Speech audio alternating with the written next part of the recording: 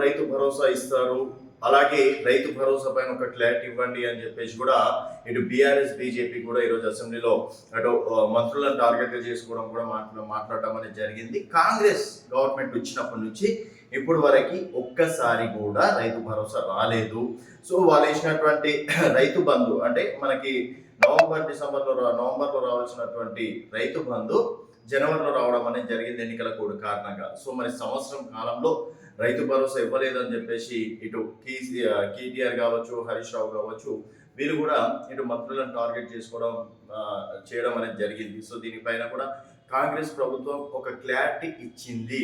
So ఇప్పుడు వరకు ఎవరెవరికి రైతు భరోసా, గత ప్రభుత్వంలో అంటే ఫంక్షన్ హాల్ ఉన్నా రైతు బంధు వచ్చేది, గుట్టలు కొండలు ఏదున్నా ఇల్లులున్నా కూడా రైతు బంధు పడేది. సో మేము ఆ విధంగా ప్రభుత్వ ఆస్తి, ప్రభుత్వ పైసలు అనేది ఆ విధంగా వృధా చెయ్యము.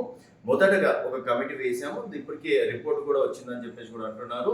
సో ఆ రిపోర్టు ప్రకారం మొదటగా 2 ఎకరాలు, 5 ఎకరాలు, 10 ఎకరాల వరకు రైతు భరోసా వేసే ప్లాన్ లో ఉన్నారు. సో ఈ సంక్రాంతికి రైతు భరోసా వేద్దామని చెప్పేసి కూడా ప్రభుత్వం అనుకుంటున్నట్టు కూడా తెలుస్తుంది. సంక్రాంతి వరకు ప్రతి ఒక్క రైతుల ఖాతాలో నేరుగా డబ్బులు పడే అవకాశాలు ఉన్నాయి. సో రైతు భరోసా 15,000 రూపాయలు ఎకరానికి. సో అక్కడ నుంచి 15,000 రూపాయల నుంచే మేము స్టార్ట్ చేస్తామని చెప్పేసి కూడా తుమ్మల నాగేశ్వరరావు గారు క్లారిటీ ఇవ్వడం అనేది జరిగింది. మరి గతంలో దీపావళి అన్నారు, దసరా అన్నారు, న్యూ ఇయర్ అన్నారు, ఇప్పుడు సంక్రాంతి వరకు ఇస్తామని చెప్పేసి అంటున్నారు.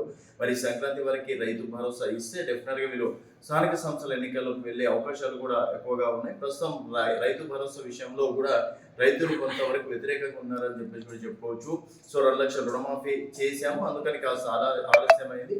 రైతు భరోసా కూడా డెఫినెట్గా సంక్రాంతి వరకు వేస్తామని చెప్పేసి అంటున్నారు.